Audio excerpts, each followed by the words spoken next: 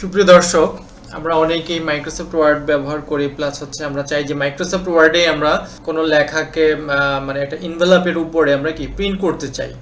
আমরা অনেকে হাতের লেখা সুন্দর না, তো সেক্ষেত্রে আমরা যদি একটু প্রিন্ট করে দেই তাহলে কিন্তু সহজ হয়। তাছাড়া অফিসিয়ালি আমরা বর্তমানে দেখি যে ওদিকে অনেকেই ব্যবহার করেন যে খামের উপরে কি কম্পিউটার প্রিন্ট করা।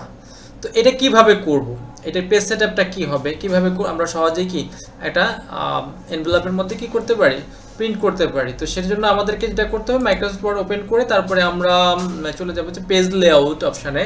এই যে ট্যাবটা আছে এই ট্যাবে ক্লিক করব। তারপরে এখান থেকে আমরা প্রথম যে কাজটা করব সেটা হচ্ছে যে আমাদের সাইজটাকে আমরা ঠিক করে নেব। এই যে এখানে সাইজ অপশানে চলে যাব।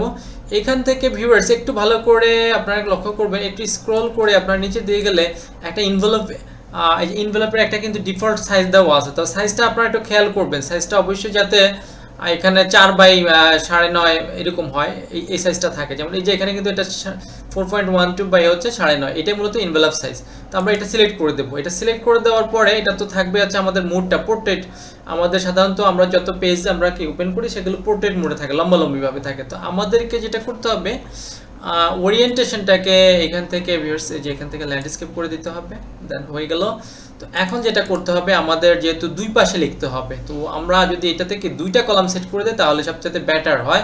আমরা জিনিসটা কি সহজেই বুঝতে পারবো যে এখানে দুইটা কলাম করে দিলাম। ওকে, তো দুইটা কলাম এই যে ভিউয়ার্স এই যে এখানে আমাদের দেখাচ্ছে এখানে একটা কলাম। তো আমরা একটু সেকশন ব্রেক দিয়ে এই যে এখানে ব্রেকে চলে যাব। সেখানে আমাদের কি আমরা একটা সেকশন ব্রেক যেটাকে বলা হয়, মানে কলাম ব্রেক, আমরা এই যেটা ব্যবহার করি যে কলাম ব্রেক। ওকে, তো ডান পাশে আমরা কিন্তু লিখতে পারবো। তো ভিউয়ার্স, তো আমি এখন কি ডান পাশে লিখতে পারবো, বাম পাশে লিখতে পারবো। এই যে বাম পাশেও লিখতে পারতেছি, ডান পাশে লিখতে পারবো। তো আমি এখন একটা চিঠি কাউকে পাঠাবো, ফ্রম এবং টু, বাম পাশে হবে ফ্রম। এখানে আমি লিখে দিলাম ফ্রম মিস্টার আজমল। ঠিক আছে, এখানে আমরা লিখে দিলাম যে ঠিক আছে ময়মনসিংহ, ভালুকা ময়মনসিংহ।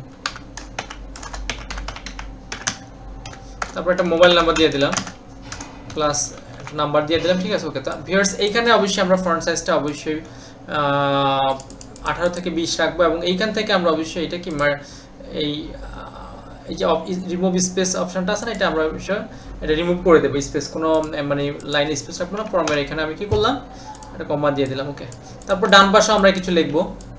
ডান পাশে চলে আসি। তো আমার কিন্তু ডান পাশে কার্সরটা নিতে হলে আমাদেরকে এই যে এখান থেকে ইনসার্ট থেকে ইনসার্ট পেজ লেআউট থেকে এখানে আমরা কি করব, ব্রেক থেকে আমরা কি কলাম ব্রেকে চলে যাব। এই যে চলে আসছে এখানে ফ্রম টু মিস্টার শফিক।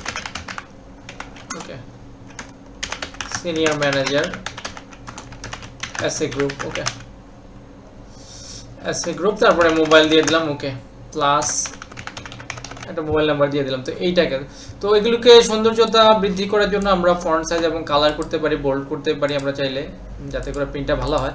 তো আমাদেরকে যেটা খেয়াল করতে হবে, লেফট সাইডে কিন্তু আমরা যখন প্রিন্ট করব, মানে এই যে লেফট সাইডের লেখাটা, এটা কিন্তু ভিউয়ার্স আপনি যেভাবেই এনভেলপটা প্রিন্টারে দিবেন অবশ্যই কি খেয়াল করতে হবে যে আপনার লেখাটা শুরুতে কি এই ফ্রম এখান থেকে লেফট সাইড থেকে কিন্তু প্রিন্ট হবে, যে মাথাটা যেভাবে দিবেন ওটা খেয়াল করতে হবে, এবং নিচে থেকে প্রিন্ট হবে, এবং প্লাস হচ্ছে বাম পাশের লেখাটা। তো আমরা এখানে আমি কি করলাম, তো এটা তো আমি দেখি এখানে আমাদের লাইন স্পেসিং নাই, এটা আমরা একটু আচ্ছা যাই হোক। তো আমি এটাকে টাইমস নিয়ে রোমান করে দিলাম ভিউয়ার্স, এটাকে টাইমস নিয়ে রোমান করে দিলাম।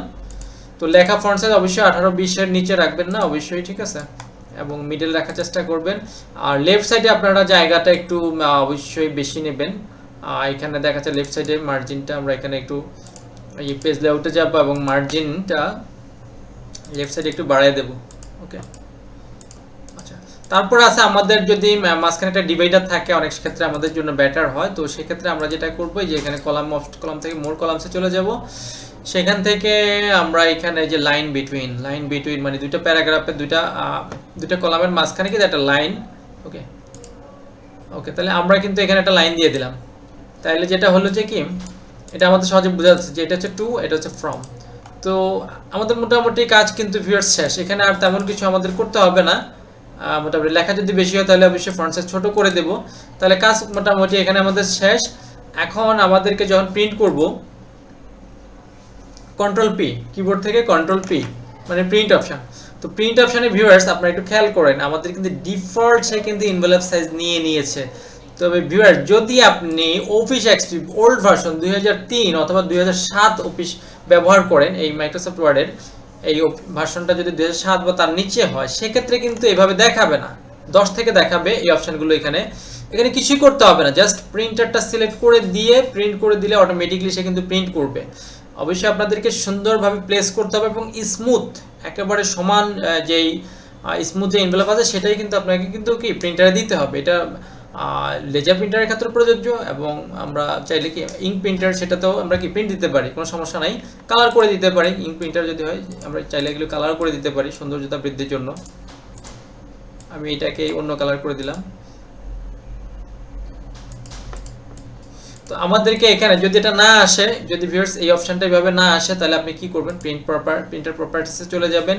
সেইখান থেকে ডকুমেন্ট সাইজ অবশ্যই এটা আপনাদেরকে কি সিলেক্ট করে দিতে হবে। আর যদি কখনো মনে হয় যে আপনাদের এই ল্যান্ডস্কেপ অপশনটাও যদি সেট না করে, যে ভিউয়ার্স দেখুন এখানে কিন্তু অটোমেটিক্যালি ল্যান্ডস্কেপ ওরিয়েন্টেশন নিচ্ছে। যদি আপনি মনে করেন যে আপনার ওল্ড ভার্সন, তাহলে আপনাকে এখান থেকে এই ওরিয়েন্টেশনের বিষয়টাও কিন্তু আপনাদেরকে সেট করে দিতে হবে। ওকে, এখানে যে মোড সেটিং আছে, সেখানে যে আমাদের ডকুমেন্ট সেটআপ আছে, এখানে এই যে ল্যান্ডস্কেপটা এখানে সিলেক্ট করা আছে অটোমেটিক্যালি। তো 2010 থেকে এই সুবিধাটা পাওয়া যায়। তো বর্তমানে তো আসলে সাধারণত কেউ 2007 এগুলো কম ব্যবহার করে। যদি কেউ ব্যবহার করে তাহলে অবশ্যই আপনাকে এই অতিরিক্ত কাজটা করতে হবে, ল্যান্ডস্কেপ সিলেক্ট করে দিতে হবে এবং এই ডকুমেন্ট সাইজটা এনভেলপ করে দিতে হবে। আর কোনো কাজ নাই, জাস্ট প্রিন্ট কমান্ডটা দিবেন, ব্যাস অটোমেটিক্যালি কি প্রিন্ট হয়ে যাবে। তো আমার এখানে তো আমি এটা বন্ধ, তো আমি এটাকে ডিলিট করে দিচ্ছি, আর কোনো প্রয়োজন নাই।